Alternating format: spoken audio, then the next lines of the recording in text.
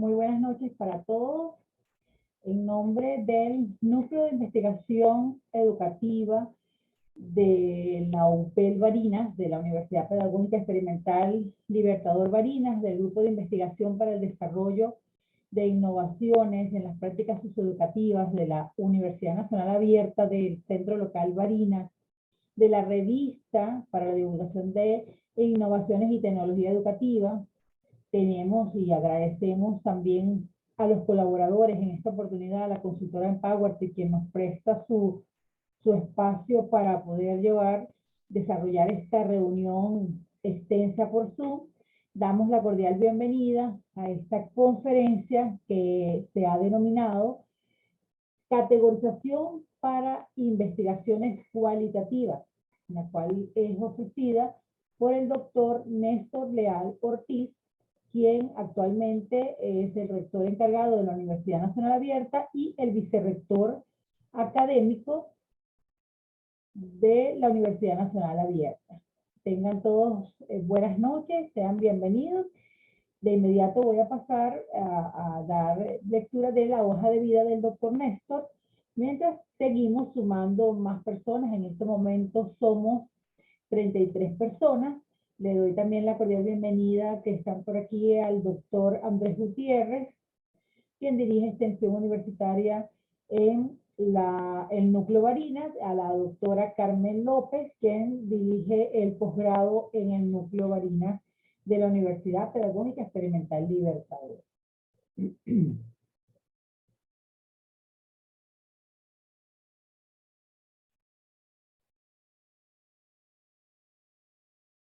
Vamos entonces a leer la hoja de vida en resumen de la trayectoria del doctor Néstor Leal Ortiz, porque si leyéramos realmente toda la historia de vida del doctor, bueno, pasaríamos bastante tiempo por acá. El doctor Néstor Leal Ortiz, quien nos ofrecerá su ponencia hoy, es doctor en ciencias sociales, es magíster cienciario y licenciado en psicología. Es egresado de la de la Universidad Central de Venezuela y es especialista en epistemología y nociología de la Universidad de León, España. Tiene postdoctorados en métodos cualitativos de investigación social y métodos fenomenológicos, específicamente en Alemania y Holanda. Es autor de 5 obras en las áreas de educación a distancia, ciencias sociales y psicología, y coautor de 6 libros en el área de educación a distancia, publicados por la Universidad Nacional Abierta, la Universidad de Sevilla, España, y la Universidad de El Salvador, Argentina. Es profesor titular, expresidente de la Asociación Venezolana de Educación a Distancia de la ABET desde 2016 a 2018. Es actualmente vicerrector académico de la universidad y por circunstancias le ha correspondido también la labor de ser el rector encargado de la Universidad Nacional Abierta. Es importante destacar que el doctor Néstor Leal ha sido galardonado con premios por su trayectoria como investigador, siendo el último premio el de trayectoria investigativa en el año 2018, otorgado por la Universidad Nacional Abierta. El doctor Néstor Leal pues está con nosotros y bueno, vamos a comenzar dentro de muy pocos minutos la conferencia. También quiero agradecerles a todos que reserven sus micrófonos apagados, que recuerden que es importante que dejen sus preguntas para el final. Una vez que culmine la conferencia, vamos a pasar una fase en la cual se trabajará con sus preguntas, sus inquietudes tipo conversatorio, ¿ok? Les agradecemos a todos por estar aquí. Vamos a dar inicio entonces con la conferencia. También, bueno, quiero decirles que soy la profesora Fernaí Josefina Silva Signe, profesora de la Universidad Nacional Abierta y, por supuesto, estudiante del doctorado, ya culminando el doctorado de la UPEL. ¿Me escuchan todos bien? ¿Se escucha todo bien? Que por allí me dicen que se escucha bajito. Doctor Andrés.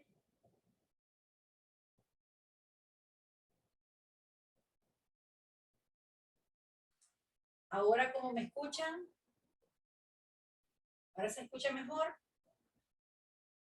Ahora sí, sí, señor. Bueno, entonces vamos inmediatamente a comenzar con la conferencia de nuestro doctor Néstor Leal Ortiz.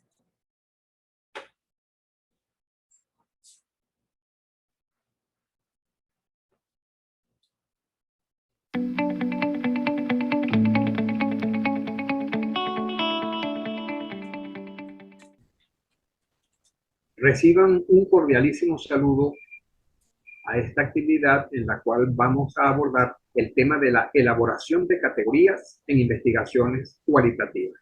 Esta es una actividad que se ha estructurado con la intención de que ustedes adquieran una serie de nociones y de herramientas básicas para realizar con precisión este proceso de elaboración de categóricamente en el contexto de investigaciones cualitativas. Vamos a comenzar en la siguiente lámina. Vamos a presentarle pues algunas definiciones, todo lo que tiene que ver con el papel de la categoría, del concepto de categoría dentro del campo de la filosofía, de una manera muy breve. Fíjense, el término categoría tiene una amplísima historia dentro del campo de la filosofía, pero este aspecto que tiene que ver directamente con el desarrollo del concepto, lo vamos apenas a tocar, a referirnos a ella, para centrarnos, digamos, de una manera más directa, en primer lugar, en una definición de categoría que nos permita luego comprender el proceso de su elaboración de manera específica, tal como les he dicho, dentro de lo que es la investigación evolutiva, que es el tópico pues, que nos ocurre. Yo voy a partir del supuesto que las personas que están interesadas, que están acá en esta actividad, de alguna manera o en algún grado conocen, manejan, saben lo que es la investigación cualitativa, en la que el conocimiento se construye sobre la base de las vivencias de las personas, de lo que las personas expresan, de esas vivencias que quedan plasmadas en lo que los individuos dicen de manera verbal o en lo que escriben o lo que hacen en forma de comportamientos o actitudes o en lo que manifiestan a través de distintas expresiones del arte o de la plástica. En filosofía, la categoría, el término categoría es una de las nociones más abstractas y más generales a través de las cuales las entidades de la realidad son reconocidas, diferenciadas y clasificadas. Sobre todo esto, clasificadas. Mediante las categorías se pretende una clasificación jerárquica de las distintas entidades del mundo. Así que entidades muy parecidas y con características comunes formarán una categoría. A su vez, varias categorías con características afines formarán una categoría superior.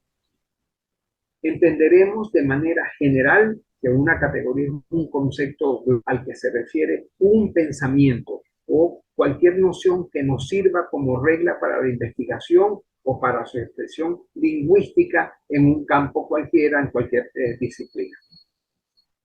En este mismo contexto filosófico, vamos a explorar brevemente la noción de categoría que maneja Immanuel Kant, que creo que es bastante importante. Podemos pasar a la siguiente lámina.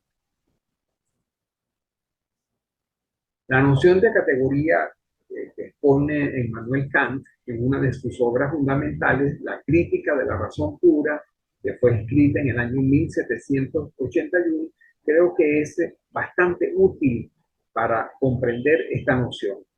Nos dice Kant específicamente en el capítulo primero de esta, que lleva por título de la analítica de los conceptos, nos señala que las categorías no describen la realidad, no son la realidad, sino que las categorías cuentan de esa realidad. Esto es un elemento bien importante para saber, para conocer, tener conciencia de que las categorías siempre a nociones que son bastante abstractas. Para Kant, las categorías son los modos por medio de los cuales se pone de manifiesto la actividad del pensamiento, del entendimiento humano. Esta actividad del pensamiento consiste esencialmente en ordenar diversas representaciones bajo una representación común. Es decir, que las categorías son las formas a través de las cuales el juicio, el pensamiento, el entendimiento humano se explica independientemente del contenido empírico que le sirve de base, contenido fáctico de las cosas reales.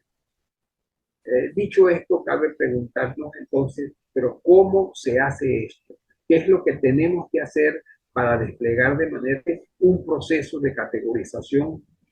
Muy probablemente dentro de la investigación cualitativa puede ser que ustedes piensen no saber hacerlo con precisión. En la vida cotidiana, en el diario, en el día a día, empleamos este procedimiento del juicio, de la razón, de una manera permanente. Vamos a centrarnos en cómo categorizar material obtenido, datos obtenidos dentro de una investigación cualitativa, no sin antes darle algunas explicaciones acerca de tipos de categorías y los procesos primarios del pensamiento que empleamos para categorizar. Cuando el investigador tiene conciencia plena de cuáles son los procesos de pensamiento que él está empleando para analizar un material obtenido a través de una investigación cualitativa o de una técnica específica, como por ejemplo la entrevista en profundidad, las categorías prácticamente emergen de una manera, si se quiere, bastante fluida. Vamos a ver la siguiente lámina en la que les muestro, por lo menos en términos generales, los dos tipos de categorías que existen. Hay unas categorías que se denominan a priori o a priorísticas. Son categorías que se fijan o que determina el investigador antes del proceso de recopilación de la información. Eliot nos señala que este tipo de categorías se denominan como objetivadores. Fíjense, cuando el investigador va a abordar la realidad, ya lleva las categorías de manera mental y entonces observa con esas categorías. Por eso es que son a priori. Él las fijó antes del proceso de recopilar información. El segundo tipo de categorías son las que son emergentes. Son aquellas que surgen del levantamiento de referenciales significativos, surgen del material mismo analizado por el investigador. Elio las denomina, a diferencia de las anteriores, conceptos sensibilizadores. La diferencia es bastante grande. En las categorías emergentes son las que son propias de la investigación cualitativa. Emergen, como ya les he dicho, del material que el investigador está analizando. Pasemos a la siguiente lámina y nos podemos preguntar acá. Entonces, ¿cómo categorizar? Para llevar a cabo este proceso, esta actividad del pensamiento, diversas cosas, objetos, ideas, expresiones, es indispensable hacer consciente, como ya les había dicho, los procesos mentales que tenemos que emplear. Es decir, tener conciencia de lo que se denomina técnicamente el conocimiento metacognitivo. El conocimiento metacognitivo, el conocimiento, valga la redundancia, la conciencia que tiene la persona del proceso que está empleando, de lo que él sabe, de lo que él conoce y cómo lo maneja. Llegados a este punto, preguntarnos cómo categorizar. Uno de los elementos importantes para llevar a cabo este proceso es que sepamos lo que es el conocimiento metacognitivo, que no es otra cosa, sino todo aquello que las personas sabemos sobre nuestros propios procesamientos. Es decir, cómo pensamos y qué tipo de proceso de pensamiento estamos llevando a cabo o desplegando en un momento determinado. En la siguiente lámina vamos a presentarles entonces de manera bastante general los procesos cognitivos que son precisamente aquellos que se emplean los investigadores de las distintas disciplinas con mayor o menor énfasis en uno y en otro, pero que básicamente son tres: el pensamiento, el lenguaje y la inteligencia. Pero en la base de estos procesos cognitivos superiores encontramos, como podemos ver en la una serie de, digamos, si se pueden llamar subprocesos, o en términos psicológicos, son psicofunciones. Son una serie de destrezas mentales que los investigadores ponemos en funcionamiento en el momento de hacer investigación. A veces, digamos, esos procesos por lo general se despliegan en la actividad de investigación de una manera inconsciente, sin tener mucha conciencia de ello.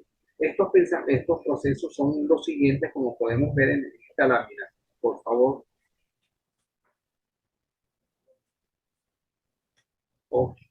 El análisis, la síntesis, la comparación, abstracción.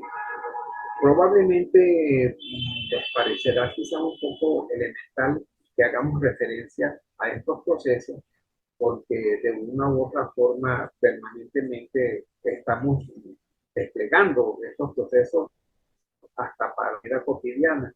Pero en lo que se refiere a la actividad investigativa propiamente dicha, es bien importante y sobre todo útil tener consciente, hacerlo de manera intencional, digamos, el despliegue de cada uno de estos procesos o psicofunciones, dependiendo de que tenemos y dependiendo del momento en el cual nosotros lo estamos abordando. Vamos a ir viendo, a repasar para algunos de ustedes, algunos de estos procesos que nos va a permitir, como les dije, encontrar una llave, un instrumento adecuado para abordar un material de tipo cualitativo. Vamos a ver la siguiente lámina para referirnos a lo que es al análisis. Cuando hablamos de un análisis, estamos, digamos, refiriéndonos a todo un proceso a través del cual mentalmente identificamos cuáles son las partes que componen un todo, con separarlo y examinar cada uno de ellos, y así entonces vamos viendo los principios, las características más elementales que tienen esos elementos. Aquí también es importante destacar que es un acto mental de inteligencia, de separar las partes de un elemento para estudiar su naturaleza, la función que ella está cumpliendo en ese todo, y sobre todo, digamos, identificar cuál es su significado. Les coloco un ejemplo.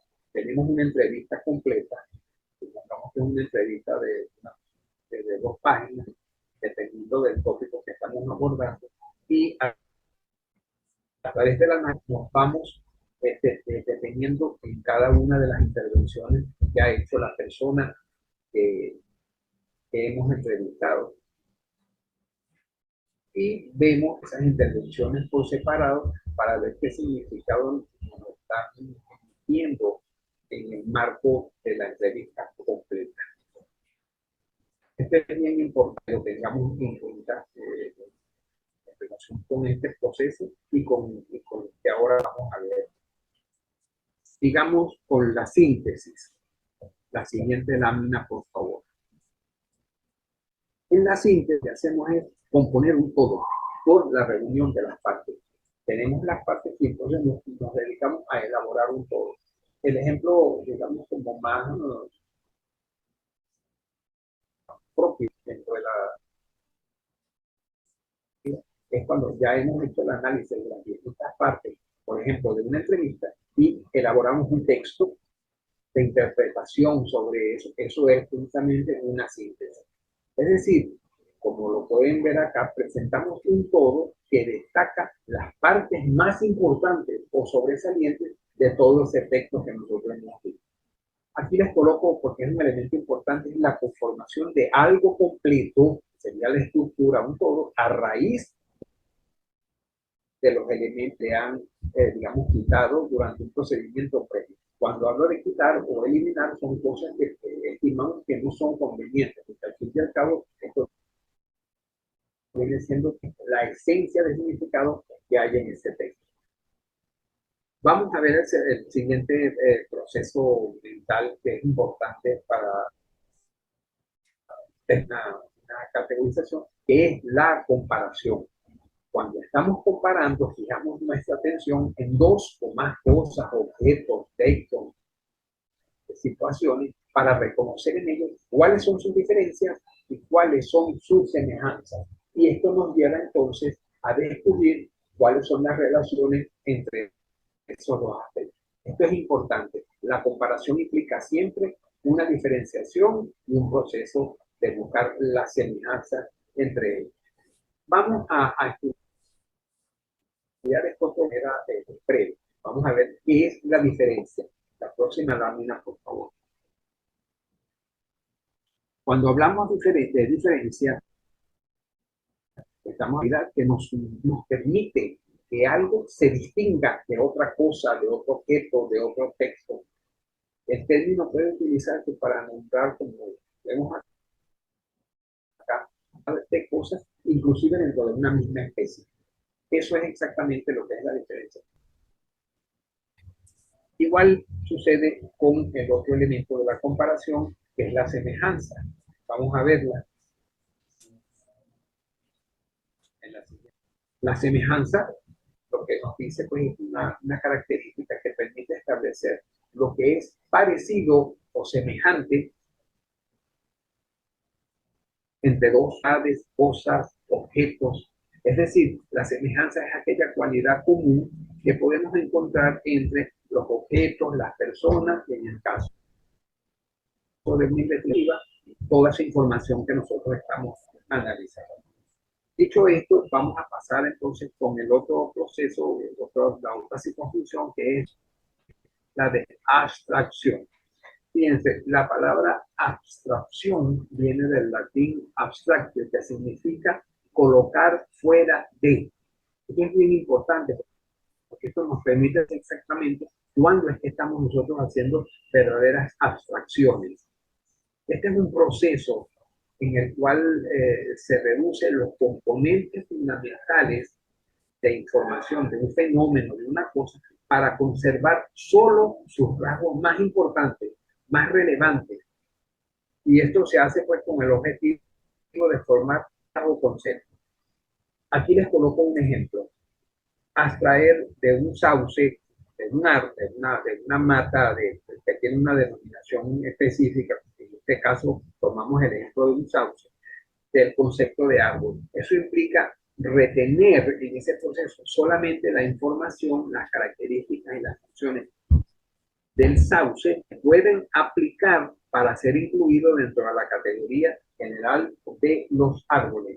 Conserva esa categoría, esa característica esencial, que es lo que hace que él pueda ser colocado dentro de la gran categoría de árboles. Eso, en términos generales, es lo que es el proceso de abstracción.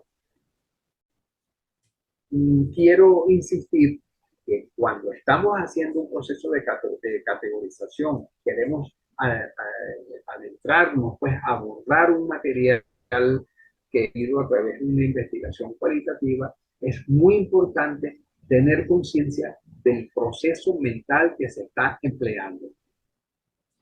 Muchas veces, sobre todo los investigadores cualitativos, llega un momento en que se pierden en el mar de información y es como que si la persona no supiera por dónde comenzar o qué es lo que tiene que hacer. Ese es el mejor momento, el momento oportuno para ponernos a reflexionar y decir, ¿qué es lo que estoy haciendo en este momento? ¿Un análisis o estoy haciendo una síntesis? ¿O ya estoy en el proceso de abstracción?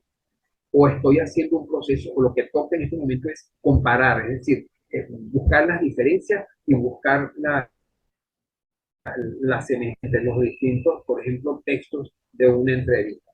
El proceso final siempre de una categorización es el proceso de abstracción, porque Básicamente eso es lo que le da a la información que nosotros estamos obteniendo sobre la base de todo el abordaje cualitativo que hemos hecho, le da el carácter de porque es un material que responde a una abstracción, es decir, se separa de las expresiones, por ejemplo, si es una entrevista, de las expresiones propias de la persona o las personas o los informantes han manifestado y se eleva por encima de eso que pudiéramos considerar como lo fáctico, lo empírico, y llegamos o nos elevamos a un nivel totalmente de abstracción, que es una de las características fundamentales que tienen las teorías en cualquiera de sus tipos.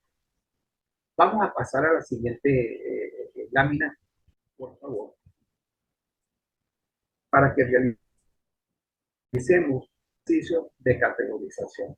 Uno que es sumamente elemental y que yo creo que lo hemos hecho desde que estábamos en la escuela para tener conciencia de lo que es una categoría.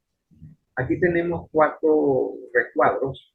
Vamos a ver el primero, que está arriba y a la izquierda, y observamos la representación de, supongamos que esos son objetos propiamente dichos. Vamos a hacernos la idea de que estamos viendo verdaderamente una rueda y una pelota. Si nosotros esto, digamos, como un proceso en cámara lenta de nuestros procesos mentales, podemos entrar entonces en ese elemento de las diferencias. Por ejemplo, la diferencia de tamaño, pero también las diferencias en cuanto a la semejanza, y nos podemos dar cuenta que ambas son circulares. Podemos quedarnos en ese nivel como tan elemental, pero si hemos visto las diferencias, hemos visto la semejanza, podemos perfectamente pasar de manera inmediata a un mayor de abstracción y construimos una categoría que significa, que nos dice que esos son circulares, podríamos ubicarlos dentro de esa categoría. Podemos decir también que, bueno, que ambos sirven para una actividad de juego. Podemos ir dándole a eso pues, una cantidad de significaciones, y lo importante es que cada vez nosotros hagamos o creemos un nivel cada vez, digamos, como de mayor abstracción. Aquí tenemos en el segundo recuadro, arriba y a la derecha, un piano y una guitarra. Podemos decir que ambos tienen cuerdas, podemos decir que ambos a través de ellos se emiten pues, sonidos musicales, pero elevándonos en un nivel de abstracción hecha la semejanza y la diferencia. Por ejemplo, en ambos encontramos partes que son de madera, pero si nosotros elaboramos una categoría de alta abstracción, los ubicamos dentro de la gran categoría de instrumentos musicales. Fíjense que esa categoría de instrumentos musicales no son exactamente la realidad. La realidad son los dos instrumentos que están allí con nombre, piano y guitarra. Entonces, un poco como para referirles el concepto de categoría empleado por Kant, que ya les había dicho. O sea, instrumentos musicales da cuenta de una realidad propiamente dicha, porque la realidad son exactamente los objetos. Y esa categoría de instrumentos musicales da cuenta de esos objetos, que son parte de la realidad. Lo mismo pudiésemos decir en relación con los dos, el recuadro que está abajo a la izquierda, que tenemos una camisa y un sombrero. La gran categoría es que son, bueno, artículos para vestir, por ejemplo, tienen que son de uso, son artículos para vestirse, pudiese ser el nombre de la categoría. Igual que a la derecha, abajo y a la derecha, podemos decir que ambos son vegetales, que serían una categoría con cierto nivel de de abstracción que tienen conchas, que tienen unos colores distintos, pero la gran categoría, digamos, un nivel alto de abstracción, sería que son frutas. Entonces, con estos ejemplos tan sencillos, yo solamente lo que quiero es que ustedes vayan pensando, se vayan dando cuenta de cuáles son los procesos en la mente para hacer clasificaciones. Porque al fin y al cabo las categorías no son eso, sino una manera de ordenar y de clasificar dentro de ciertos determinados de conocimientos con un nombre que se denominan categorías. Lo importante en el proceso de categorización de investigaciones, cuando se trabaja con un material escrito o con un material de una entrevista, es que los nombres de las categorías se los otorgan quien está haciendo la investigación sobre la base que él está trabajando. Vamos a pasar a un ejemplo más de este tipo, por favor. Este lo vamos a ver también de manera muy sencilla. Arriba tenemos un gato un gato y un ratón. Podemos ver las semejanzas, tienen colas, tienen pelos. Son, por ejemplo, si decimos que son mamíferos, ya esa es una categoría un poco más alta.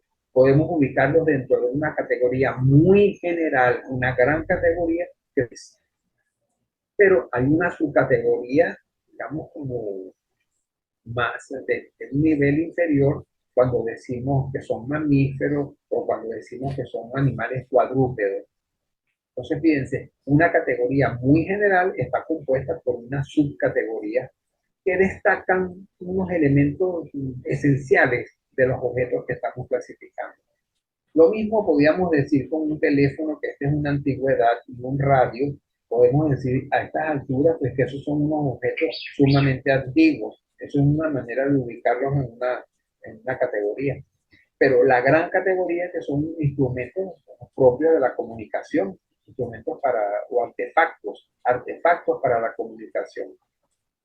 Abajo y a la izquierda vemos dos partes del cuerpo.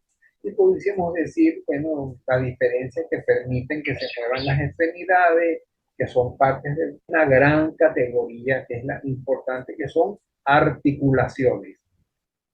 Fíjense, igual que los ejemplos anteriores, dentro de la gran categoría de articulaciones hay aspectos o rasgos que son, digamos, distintivos, que también son importantes. Lo importante de esto es que hay como una jerarquía. Y lo mismo con el ejemplo que vemos allí de la tijera y el cuchillo. Bueno, podríamos decir que son objetos de uso doméstico porque son objetos cortantes. Estos ejemplos tan sencillos, quiero insistir en la importancia de tomar conciencia de cuál es el proceso de pensamiento que estamos empleando cuando estamos haciendo un análisis de un material. Vamos a pasar ahora a un nivel mucho más alto de abstracción, que ya no es con objetos, sino con intervenciones, con expresiones de seres humanos. Aquí un investigador se propuso hacer con características, pues, con rasgos cualitativos sobre lo que es el divorcio, pero no el divorcio desde el punto de vista legal o el divorcio del desarrollo histórico del concepto, sino en este caso sería el divorcio como vivencia. Porque como bien saben, las investigaciones cualitativas, el material fundamental de una investigación cualitativa es la vivencia, así sea expresada en un texto escrito por uno o dos o tres autores. Es cómo se ve la realidad, cómo se ve el objeto, cómo se ve la circunstancia o la situación desde la perspectiva propia de la persona que lo está viviendo, no desde la perspectiva del investigador. Entonces, dentro de los aspectos que se contempló en este estudio fue preguntarle a las personas cuál cree usted que fue la causa de su divorcio. Fíjense que esto es bien importante, la manera como se formula la pregunta, porque no estamos abordando al informante de una manera, digamos, genérica, que nos hable del divorcio. No, está hablando de su divorcio. Eso remite inmediatamente a que el informante contacte con su propio. Obviamente, en este trabajo se buscaron personas divorciadas, porque no es lo mismo la perspectiva de una persona que tiene la vivencia, en este caso del divorcio, a la de una persona que no la tiene, porque son perspectivas totalmente diferentes. Una la está viviendo o la vive y la otra la ve desde afuera, porque no es una parte de su experiencia vital. Entonces, fíjense ustedes algunas de las respuestas que dieron los informantes. Todos personas divorciadas. Adelante. Aquí tenemos tres intervenciones. Número uno, este informante nos dice, mi separación es una mujer. Se debió a mi esposo. Era un hombre irresponsable, descuidado, desordenado. Cuando uno está haciendo un análisis cualitativo de este tipo y quiere hacer categoría, es importante leer con detenimiento. Entonces, ahí vienen los procesos de pensamiento que ya les he descrito. El análisis, la síntesis, fijan en la figura, lo que está haciendo figura y lo que está haciendo el fondo de la intervención. Aquí es bien importante, podríamos decir, ella habla de mi separación, se está refiriendo a la causa del divorcio se debe al esposo y luego le coloca unas características, que en este caso son características que fueron, digamos, empujaron, facilitaron o propiciaron la separación, la irresponsabilidad, el descuido y el desorden. Ustedes se dan cuenta que la única parte donde aparece el yo del entrevistador es cuando dice mi separación. Pero como nosotros estamos interesados en saber la causa o las causas, fíjense que las causas están aquí, la persona, están en otra persona. Esto es como un primer análisis, una lectura preliminar. Vamos a ver otro informante que nos dice, este es un caballero, si ella no hubiese sido una mujer malcriada, caprichosa, inmadura, yo no me hubiese divorciado. Fíjense que en este caso se colocan también una serie de características o de rasgos que son negativos y que condujeron, ¿verdad? La malcriadez, el capricho, la inmadurez, fue lo que condujo al divorcio. O sea, el individuo también coloca la responsabilidad de la circunstancia fuera de él, de manera externa. Entonces, vayan digamos, tomando conciencia de cuáles son los procesos de pensamiento que estamos utilizando cuando estamos leyendo este material que lo recogimos con unas entrevistas. Bueno, nos dedicamos a las causas del divorcio. El informante número 3 nos dice, yo estoy seguro que fue por mí. En verdad, era muy joven, mujeriego, borracho y responsable. Aquí aparece el proceso entonces de comparación por la semejanza y las diferencias. Fíjense ustedes que las dos intervenciones anteriores, en las dos intervenciones anteriores, las causas están colocadas fuera, no dependen de la persona, mientras que este informante ubica la causa en él mismo y coloca las características, los elementos que condujeron a la separación. La juventud, el hecho de ser mujeriego, el hecho de beber alcohol y la característica o rasgo de ser una persona irresponsable. Vayan pensando, vayan reflexionando sobre los procesos de pensamiento que están implicados en toda esta lectura, vamos a llamarla como analítica que estamos haciendo. Esto es lo que nos va a permitir a nosotros construir las categorías sobre la base de lo que las personas dijeron a propósito del tópico que nosotros estamos abordando, del tópico sobre el cual nosotros tocamos o le preguntamos. Vamos a ver 3 ejemplos más, por favor, en la siguiente lámina. El informante, esto lo estamos tomando a manera de ejemplo, ¿verdad? Porque lo que más me interesa no es el tópico. Estamos aquí para digamos, hacer grandes análisis sobre lo que es el divorcio, sino que es, digamos, un tema para no hacer o no presentarles el sistema de categorización de una manera totalmente en el aire, con grandes niveles de curso. Yo les puedo recomendar una bibliografía que les puede reforzar todos estos elementos a los que me he referido, porque lo que quiero acá es que tomen conciencia de los procesos de pensamiento inherentes al despliegue de un proceso de categorización. Si ustedes tienen bien claro qué es lo que estoy haciendo, estoy diferenciando, estoy buscando, es decir, estoy comparando o estoy analizando, estoy haciendo abstracciones o estoy buscando un análisis o estoy buscando una síntesis. Cuando ustedes tienen cuál es el proceso de pensamiento que están utilizando, emergen de manera casi automática, de manera fluida, la construcción de las categorías. A ver, el informante 4 dice: en esta separación, la familia de ella fue la culpable. No nos dejaban en paz por un momento, no nos dejaban en paz un momento. Eso nos separamos. Vamos a detenerlo y a ver los elementos. ¿A qué se debe la separación aquí? No se debe exactamente a la pareja, es decir, a la familia. Tiene que ver con ella, pero no directamente con ella, sino con la familia de ella.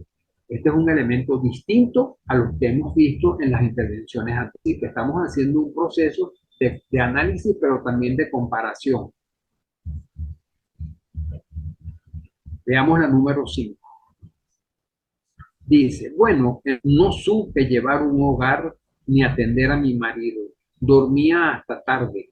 Después me puse a estudiar y dejé de lado el hogar.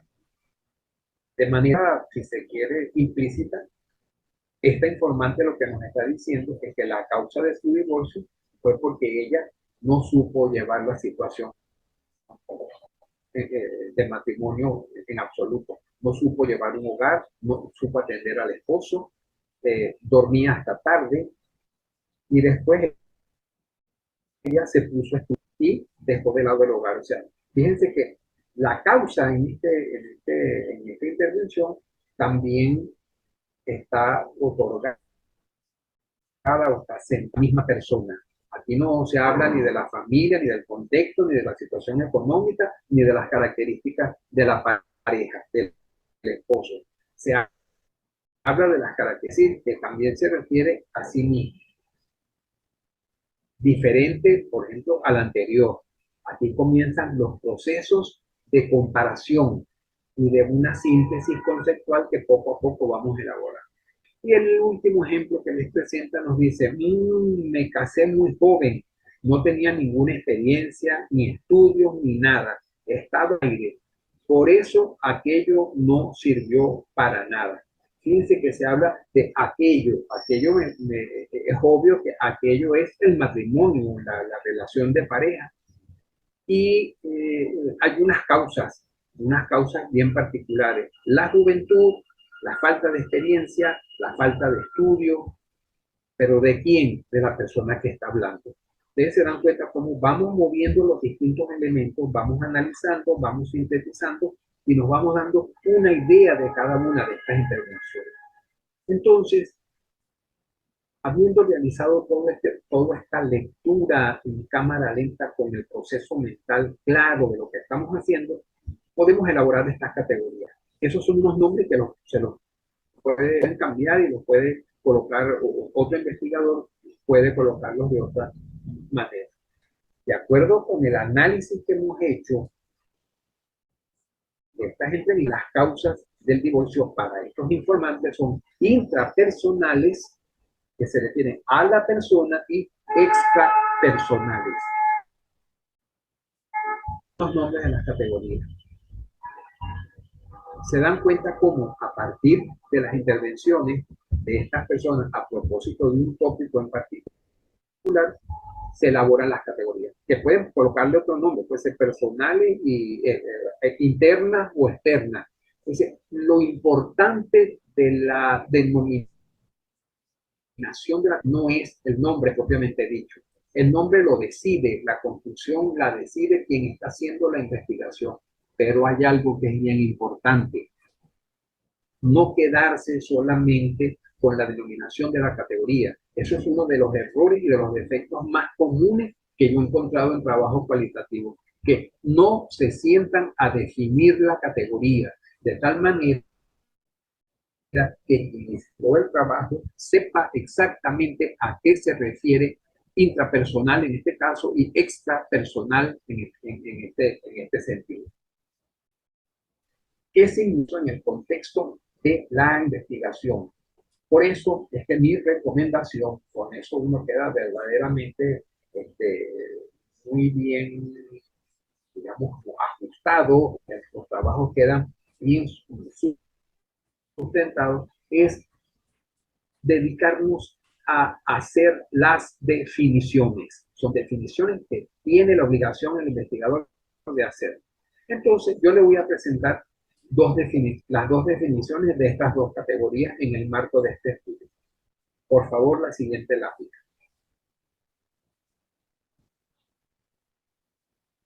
Causas intrapersonales. Aquí, esa es la categoría, el nombre de la categoría. Entonces, la podemos definir así.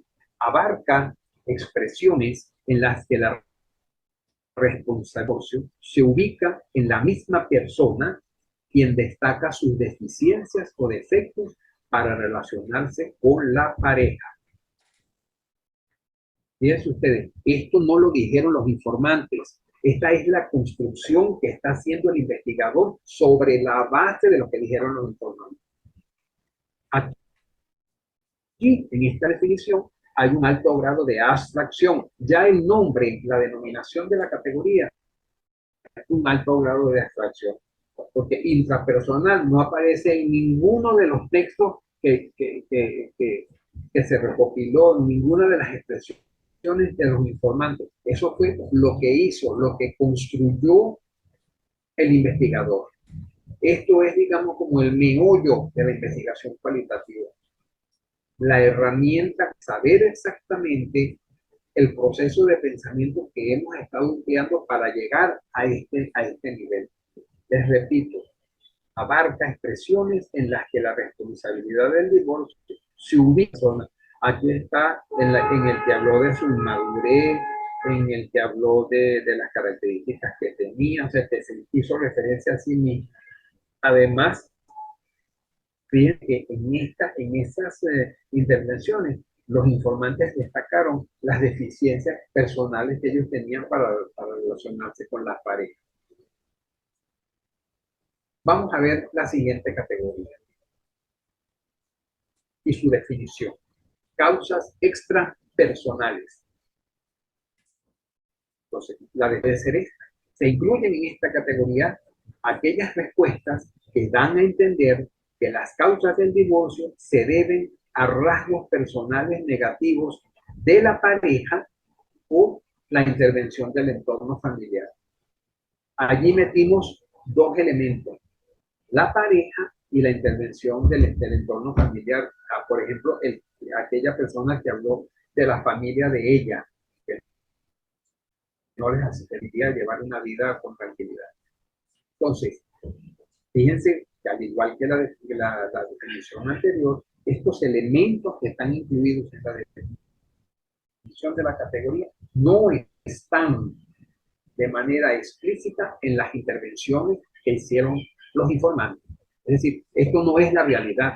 Esta definición de esta categoría no son la realidad de acá, pero dan cuenta de esa evidencia real que fue lo que nos expresaron los informantes. Yo quisiera cerrar mi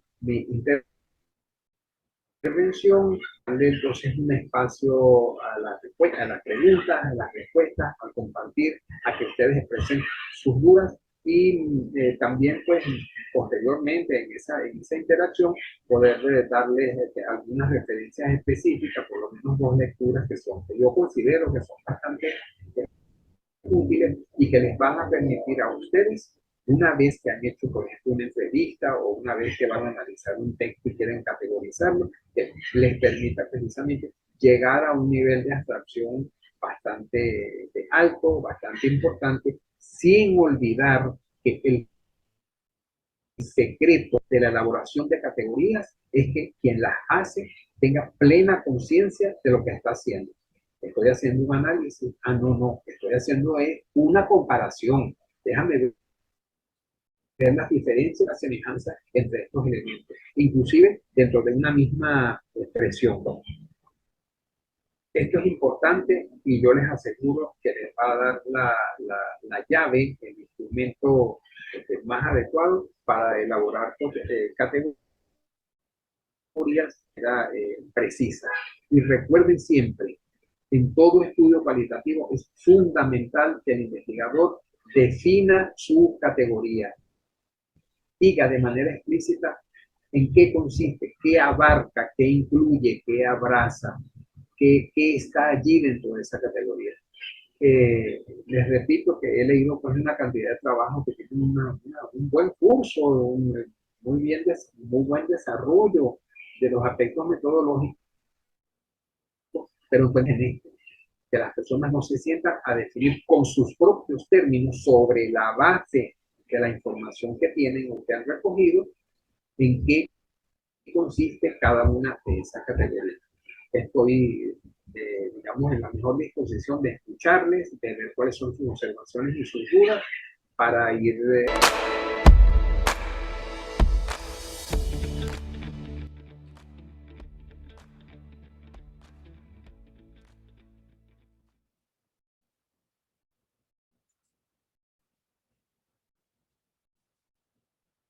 Bueno, muchas gracias al doctor Néstor, quien nos ha dejado un casi que paso a paso en cómo podemos construir las categorías, incluso desde cero, solamente teniendo las conversaciones.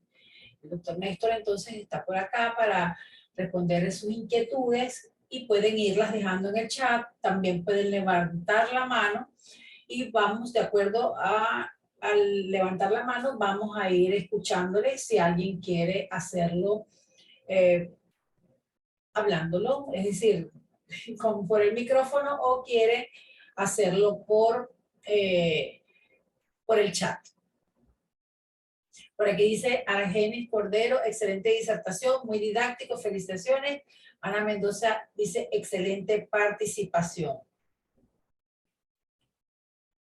Vamos a ver. Ok. El doctor Néstor, vamos a ver, lo tengo por aquí.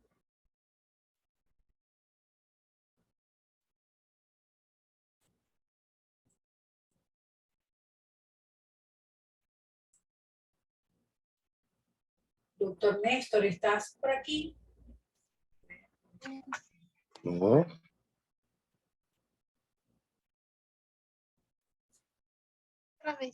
No, mira. Muy bien, tenemos entonces a Cristóbal Núñez, quien está levantando la mano. Sí, se escucha perfectamente, profe.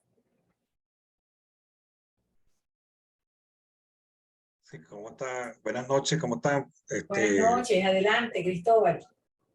Bueno, hace rato cuando estaba viendo las categorías, no sé en qué categoría estoy yo con mi esposa, ¿no? Pero sí, no, excelente disertación del doctor, ¿no? Que estuvo hace rato y estaba pensando en la investigación cualitativa, ¿verdad? Parte de lo que él dijo y parte de las ideas que tiene el investigador. O sea, que el investigador puede afirmar de manera positiva o de manera negativa. Pues. O sea, el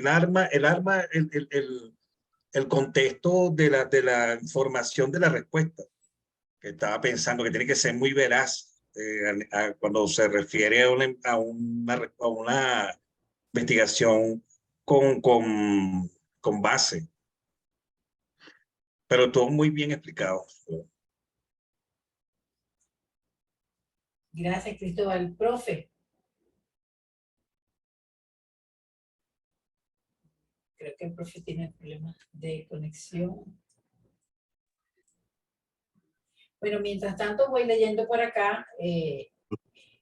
Dice Freddy Figueroa, muchas gracias, doctor, por la explicación muy clara. Pregunto, ¿cuáles son los errores que podemos evitar que usted ha encontrado en trabajos cualitativos al precisar las categorías?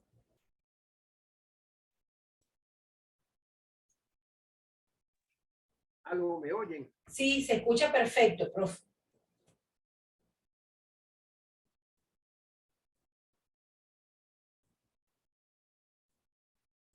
Creo que él no nos escucha. Creo que él no me escucha.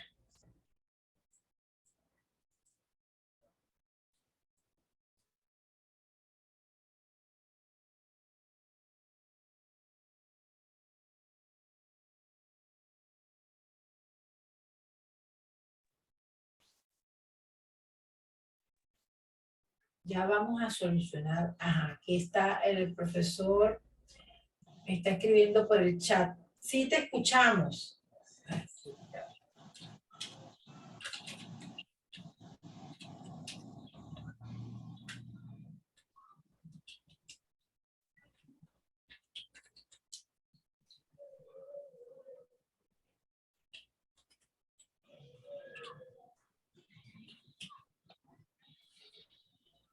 A ver.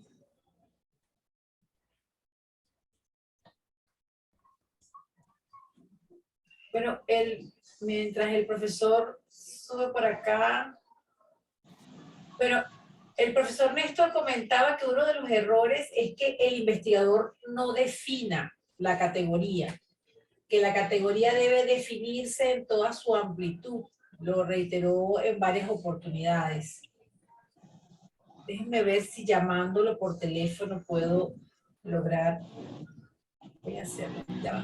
Denme un minuto que vamos a solventar.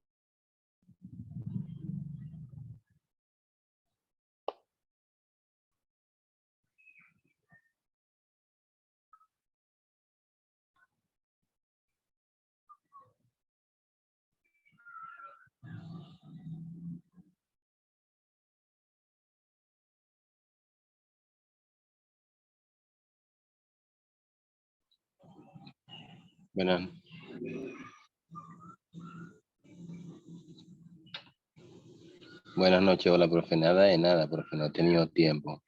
No he tenido tiempo ni de revisar las estadísticas. Estuve todo el día con él.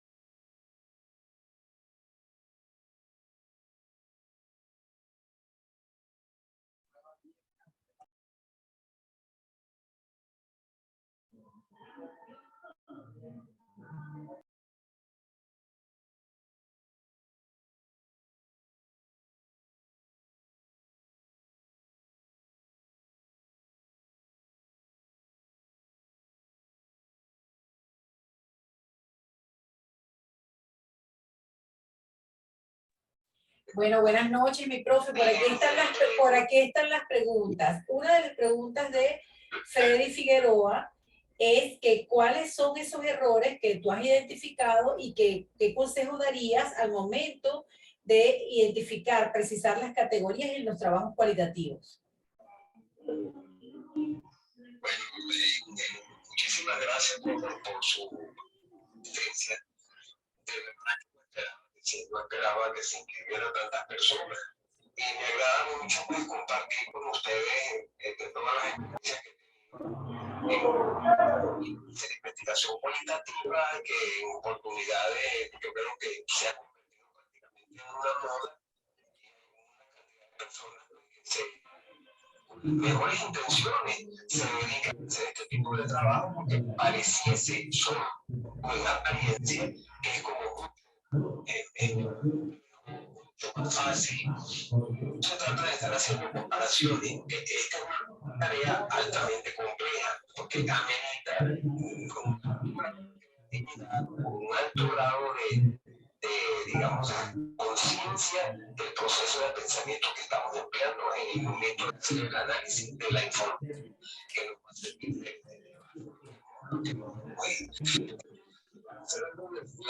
la respuesta de una manera más específica. Hay dos cosas que por lo general la gente no hace. No al trabajo consistente sobre la orientación epistemológica. Eso es algo muy importante porque sienta las bases del tipo de conocimiento y del curso que va a seguir el trabajo. Usted, capítulo, lo que va a decir es sencillamente cómo se conoce, no el objeto, sino cómo se conoce en general desde la perspectiva cualitativa. Eso se le llama generalmente pues, orientación epistemológica de la investigación que se está realizando. Eso no, pero sí.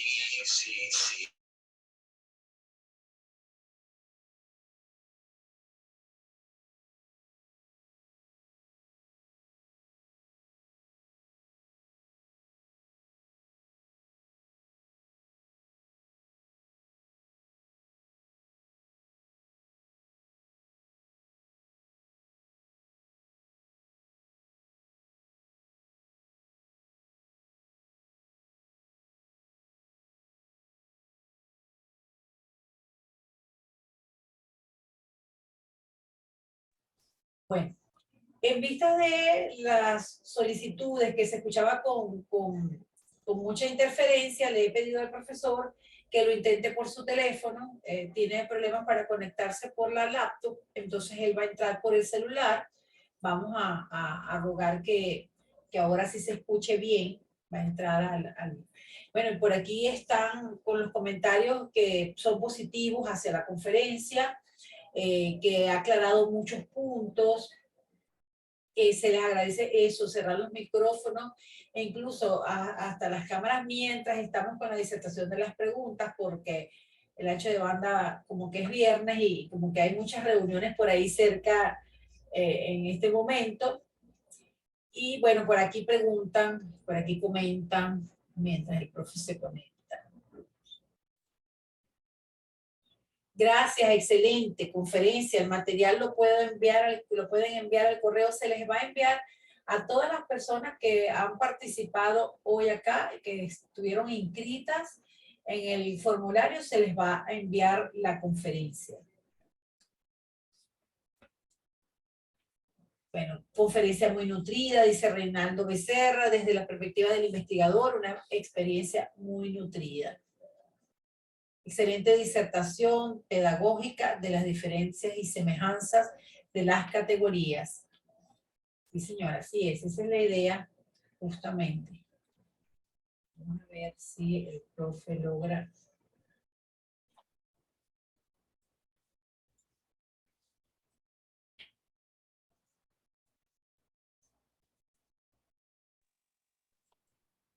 Saludos, querida Patanaí. Gracias por la invitación. ¿Cómo está, Freddy? Mucho gusto saludarlo. Entré un poquito atrasado, pero muy linda, muy clara la exposición y agarré unas ideas. Esto de Qué bueno definir, que... de definir la categoría, muy bien. Sí, señor, esperamos. Ajá, aquí está el profe. Adelante, profe, cuéntame.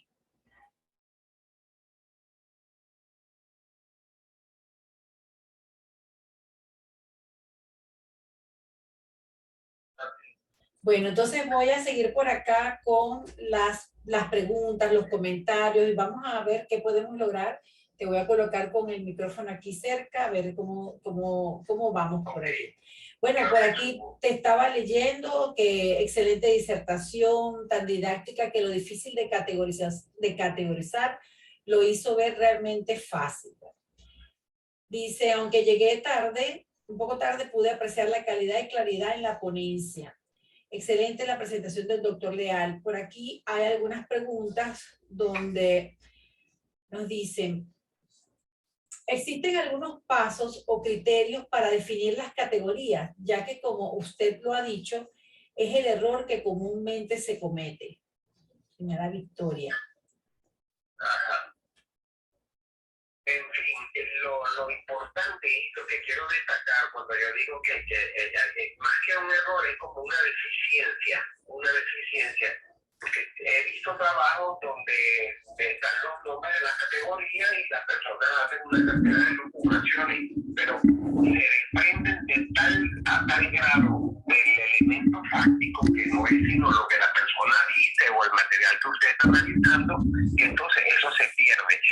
El material se pierde. Hay algo que es bien importante y eso es una de las digamos, de los aspectos que más enfatiza la corriente fenomenológica, que no se trata de destruir el dato, es decir, la información que uno ha recogido, en el caso de que sea una entrevista, una observación o un material que uno está analizando, un material escrito. Pero tampoco se trata de presentarlo de una manera como tan elemental y tan simple, porque entonces eso se convierte en una historia, la historia que cada uno contó. Hay que elevarse, ¿verdad? Hacer un esfuerzo, para eso es el pensamiento y la construcción de conocimiento desde el punto de vista de este paradigma cualitativo, está precisamente, se erige sobre esa base, sobre la base de cosas que son como aparentemente sencillas. Entonces uno de aquí saca conceptos, construcciones, hace categorías, y entonces, bueno, eso es precisamente el proceso de teorización. Todos estos trabajos terminan en una teorización, independientemente del tipo de teoría al que uno quiera hacerse, digamos, asumir. Pero ese es precisamente el aporte, es la construcción. Entonces, fíjense, no sé si ustedes habrán tenido la oportunidad de leer unos trabajos, que eso es una cosa que yo hago en todo mi trabajo cualitativo, que usted, por ejemplo, coloca la categoría, habla de la categoría, hace toda una cantidad de lucubraciones y toma de toda la cantidad de expresiones, por ejemplo, que las personas han dicho, usted coloca un ejemplo para ilustrar toda esta abstracción que usted está haciendo, esos conceptos, usted los ilustra con una intervención real de una persona. Obviamente hay cosas éticas que debemos respetar, que eso es una de las cosas que también he visto pocas veces, pero las he visto, que le colocan el nombre y el apellido de las personas. De casualidad no le ponen hasta la dirección. Estas son cosas que ya digamos, tienen que ver con la ética de la investigación, no solamente cualitativa. En cualquier tipo de investigación usted no tiene por qué estar, digamos, dando los datos y los nombres del informante, porque eso es lo de menos.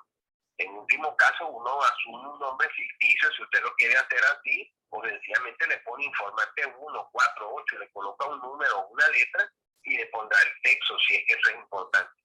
Porque lo importante en este caso es ilustrar la vivencia.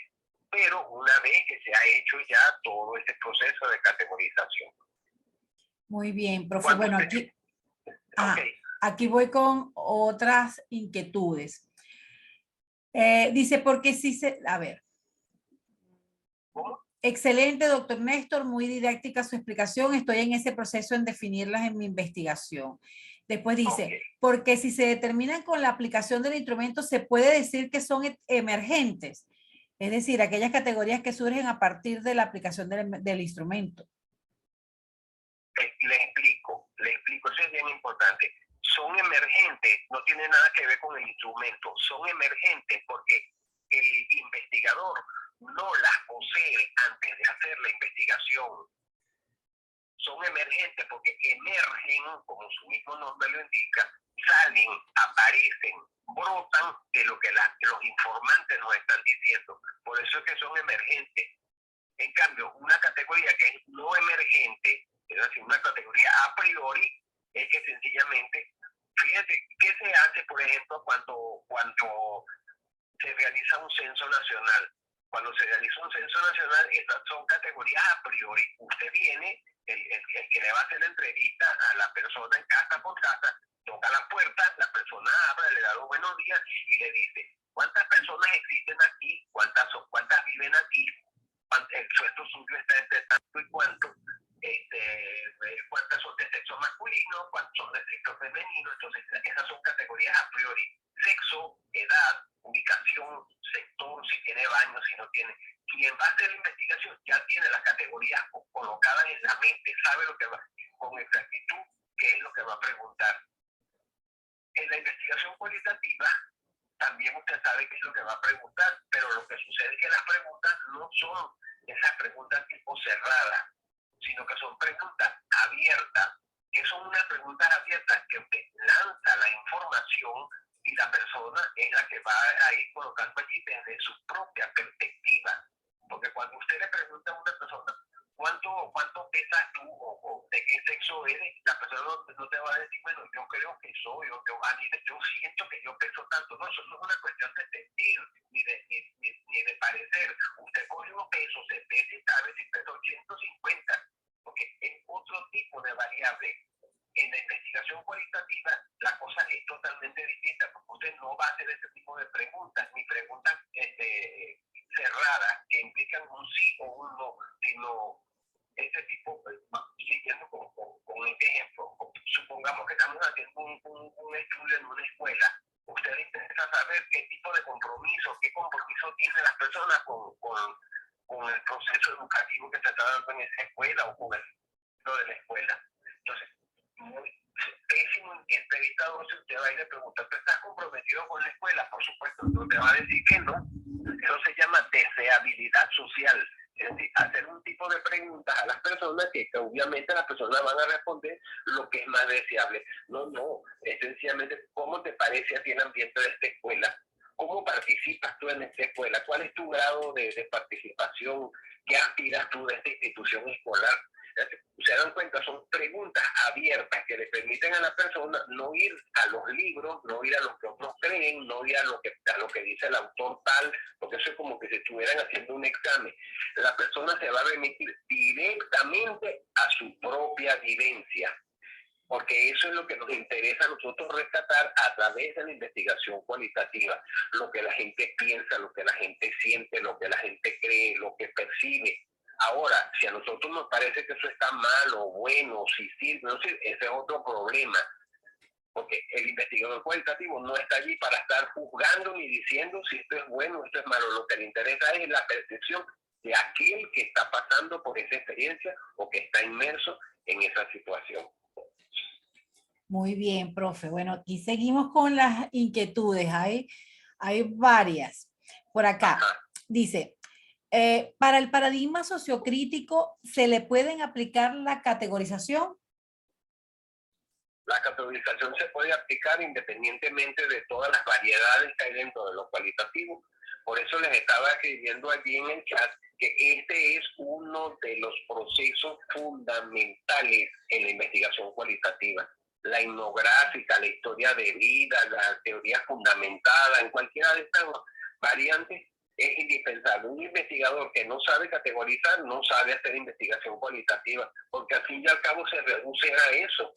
Es la construcción de conocimiento a partir de lo que las personas dicen o del material escrito o del análisis de una obra, en fin. Pero generalmente lo que se utiliza por lo general son en este tipo de trabajo es la entrevista, pues, que rescata, que eso también hay que saberlo hacer y de eso podemos hablar en otra oportunidad. Muy bien. Pero hay algo que es importante que quiero rescatar de lo anterior. No se trata de que usted esto es algo que quiero recalcar, el mejor instrumento que usted tiene para hacer investigación cualitativa es usted mismo. Este es el mejor instrumento. Usted puede leer toneladas y kilos de manuales sobre cómo hacer entrevistas, pero usted usted se va a dar cuenta si usted sabe hacer entrevistas o no cuando usted la haga. Y cuando usted le dé la oportunidad al entrevistado de que hable él y no hable usted.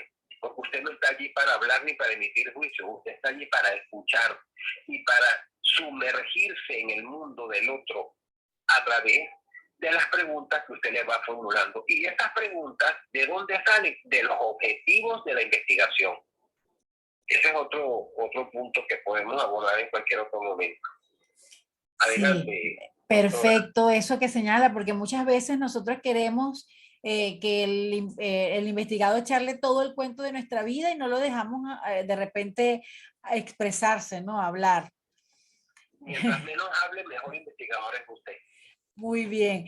Bueno, por aquí dice Cristóbal Núñez, es así, profesor Leal, a la hora de definir una categorización, el investigador no debe ser subjetivo. Tiene que ser confidencial. Ellos mismos han ido completando, dice Hitler. Wow, qué nombre tan fuerte. Muchas felicidades por el evento. Muchas gracias por la invitación. Dice Jesús Flores, dice Francis Albertini. La categorización no debe ser arbitraria, debe estar regida por principios y además hay que tener en cuenta ciertos factores que influyan en la misma. Sí, sobre todo los factores personales, los factores de quien realiza la investigación. Entonces, la corriente fenomenológica resuelve eso con el proceso que se llama epogé fenomenológica. Es un esfuerzo que hace el investigador, un esfuerzo consciente. No es, digamos, en cristiano caerse a coba, ¿no? Sino un esfuerzo consciente de que cuando usted va a entrevistar a la persona sobre el tema X, usted pone entre paréntesis todo lo que ha leído, todas las teorías, el marco teórico, la revisión bibliográfica, toda esa cantidad de cosas, y usted se centra en la persona, en lo que la persona dice. Ahí está precisamente el arte de construir el guión de la entrevista. Yo generalmente no escribo preguntas, yo lo que hago es un guión.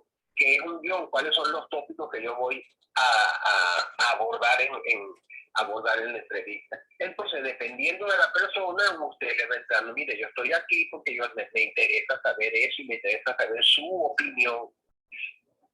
Si tengo chance, quiero comentarles brevemente. Yo he hecho varios talleres sobre la técnica de entrevista en profundidad, porque eso hay que aprenderlo. Yo veo, a veces me espanta.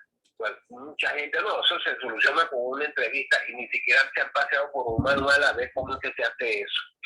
No entrevistas para buscar trabajo, no entrevistas para seleccionar personal, no entrevistas para establecer cuál es el nivel socioeconómico de la gente. No, entrevistas en profundidad implica sumergirse en el mundo de la persona que usted está entrevistando. Poner entre paréntesis el suyo y colocarse en los zapatos del otro. Entonces, me permito comentarles brevemente, hice uno de los talleres más recientes. Entonces, como son talleres, yo pongo a la gente que vamos a practicar si escogimos un tema. Entonces yo le digo a una de las personas, usted es la entrevistadora, usted va a ir para el barrio Los Herazos o para el barrio X en Caracas y le está haciendo la entrevista a esta señora que tiene 5 muchachos y vive en un rancho de tabla. Entonces, bueno, aquí tiene la señora, tú vas a hacer el papel de la señora y tú vas a ser la entrevistadora. ¿Qué fue lo primero que hizo la entrevistadora? Muy buenas tardes, doña, ¿cómo está usted? Le dice, ¿no? Esto era un roleplay que estábamos haciendo. Yo soy de fulana de tal, estoy haciendo un doctorado en tecnología, mención, no sé qué cosa, en la Universidad de Barcelona. Entonces, ya la entrevista la echaste a perder, porque tú lo que estás demostrando de la señora de entrada es la grandeza intelectual que tú tienes. Tú no te estás dando cuenta que es una mujer humilde. O sea, lo que estás es asustándola con todo eso. Entonces, eso es una gran enseñanza. Lo menos que usted tiene que hacer en una entrevista es precisamente hablar de usted. Si lo que te interesa es hablar de ella, cuénteme cómo está usted, cómo van las cosas, hacer todo ese rapport para meterse en la vida de la persona y que la persona se sienta en confianza y comience a hablar. De esas respuestas es que usted va a elaborar las categorías.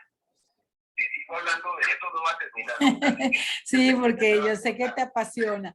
Bueno, por aquí hay una pregunta que voy a ir, la voy a ir parafraseando para comentarte que ya el doctor Néstor comentaba que hay dos tipos de categorías que son las a priorísticas y las emergentes.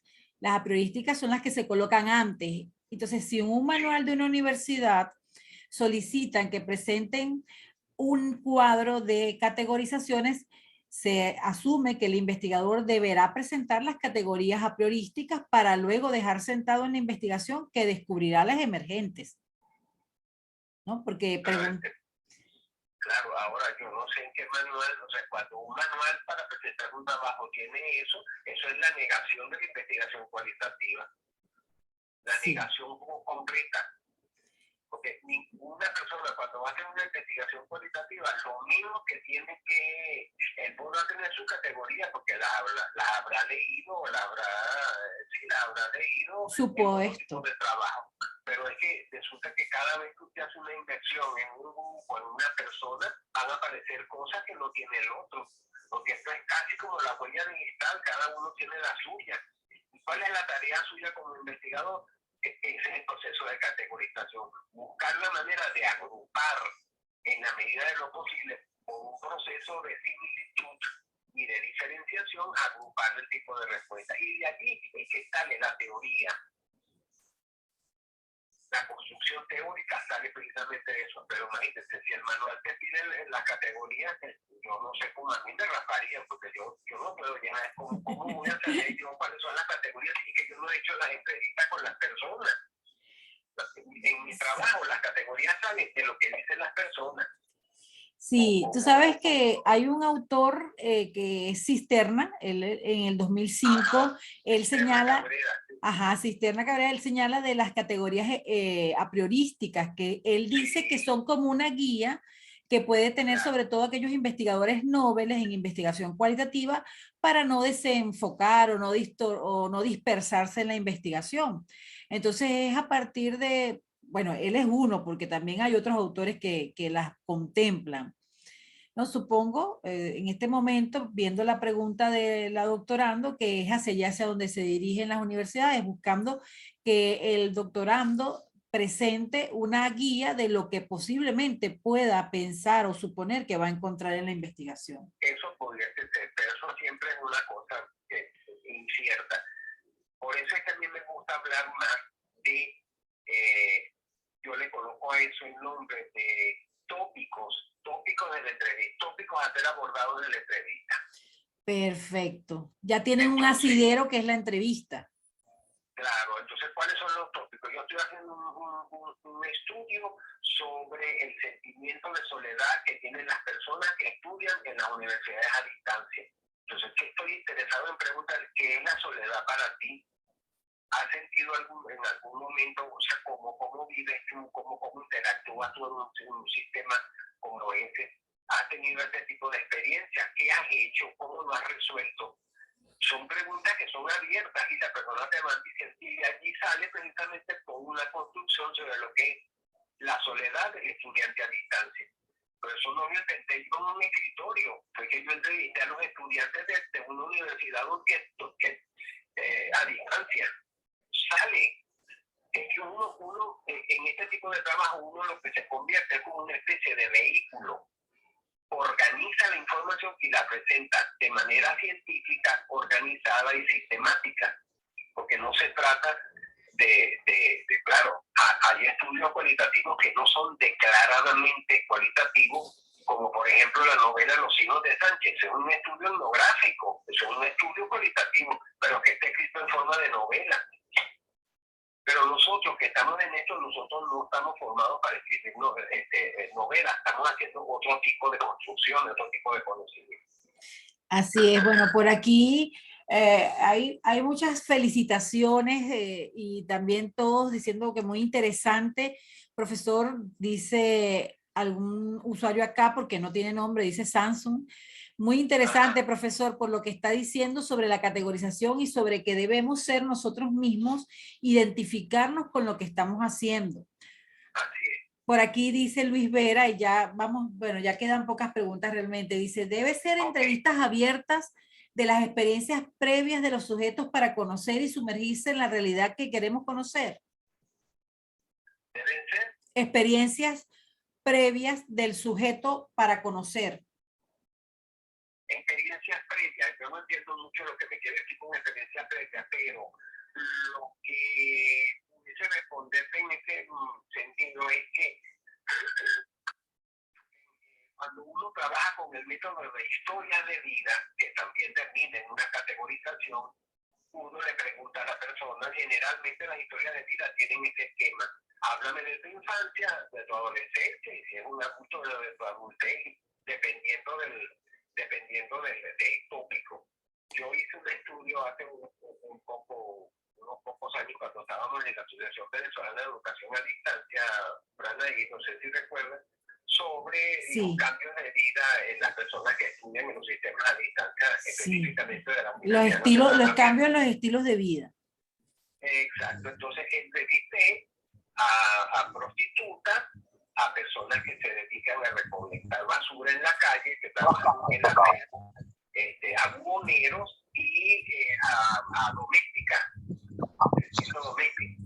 todos estos cuatro oficios son personas que estudiaban en la universidad en distintos sitios del país. Entonces, ¿cómo abordé el trabajo? A través del método de historias de vida. Y una de las cosas de los aspectos sobre los cuales yo le preguntaba era sobre su infancia, cómo fue social. Esas son experiencias, obviamente, hay allí si se quiere, en una categoría a priori, que es infancia, adolescencia y adultez. Pero yo cuando empecé a hacer la gente, yo no tenía ningún otro tipo de respuesta. Por eso es que yo lo llamo como tópico o aspecto. Pero siempre con el estilo de entrevista en profundidad. Porque es que yo veo que lo que tiene que hacerse en una investigación cualitativa, cuando se trata de interactuar con la gente y abordar directamente el informante, es con la entrevista en profundidad, y hay gente que hace observaciones dependiendo del tópico que vaya a abordar. En otros casos uno hace, yo he hecho trabajo con dibujos infantiles sobre experiencias de su casa, de la vida. Entonces uno hace un análisis de los dibujos infantiles. También salen unas categorías, qué tipo de situaciones representan, cuáles son los símbolos que están allí, pero son categorías que uno va sacando de unos dibujos.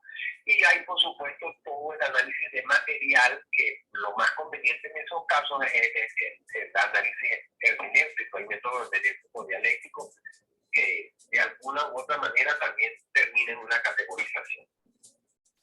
Muy bien, mi profe. Bueno, ya vamos cerrando por aquí con un comentario de Martín Guerrero, que dice: felicitaciones al doctor Leal por tan importante disertación. Me gustaría continuar con esta formación de manera ampliada, es decir, seguir con la formación en estudios cualitativos. Eso se lo aseguro, Martín, porque el profesor tiene otra conferencia que más adelante seguro la vamos a compartir, que tiene que ver con la entrevista a profundidad, que tiene que ver con la triangulación que se ha compartido en otros espacios. Y bueno, todos dicen que muy enriquecedoras las orientaciones, que están agradecidos.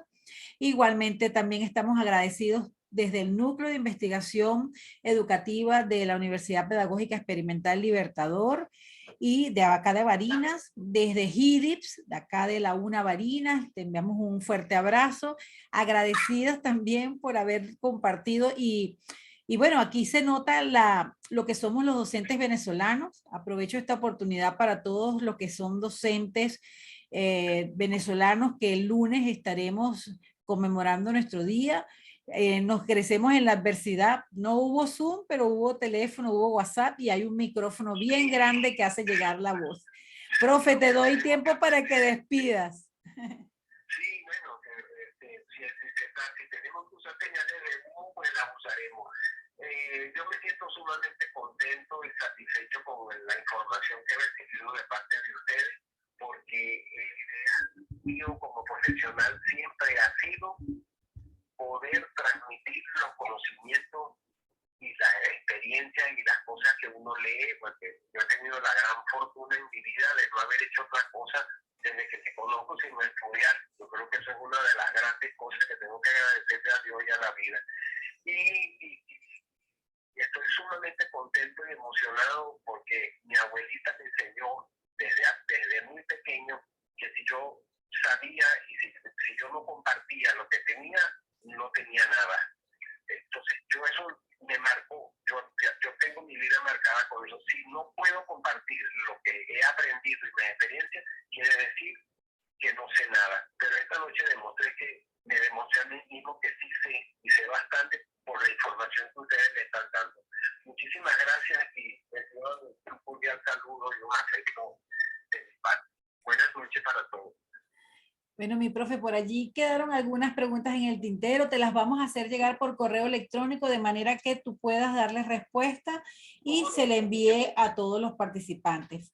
Feliz noche por aquí. Yo te voy a mandar una lista, el link de 3 artículos que quiero que las personas lean, que lo tengan aquí como una referencia. Muy bien.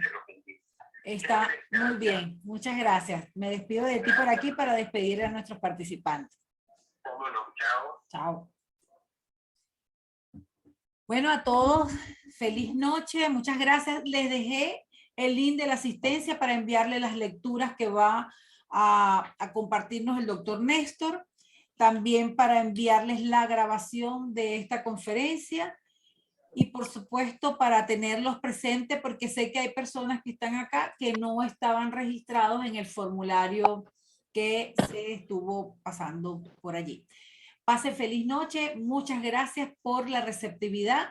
Y bueno, ya voy a estar convenciendo al doctor para que comparta también la conferencia que tiene sobre triangulación y de repente hasta hacemos un taller más ampliado porque sé que estos procesos no son procesos a los que estamos acostumbrados y es nuestra misma formación. Pasen feliz fin de semana y el lunes disfruten al máximo su día, que es el día que nos da orgullo, nos da honor el pertenecer a la familia de universitarios, profesores universitarios de Venezuela que todavía estamos aquí, otros quizás están afuera, pero todavía somos profesores universitarios venezolanos. Pasen feliz noche. Si quieren algunos abrir la cámara, puedo hacer una fotografía final para resguardarla.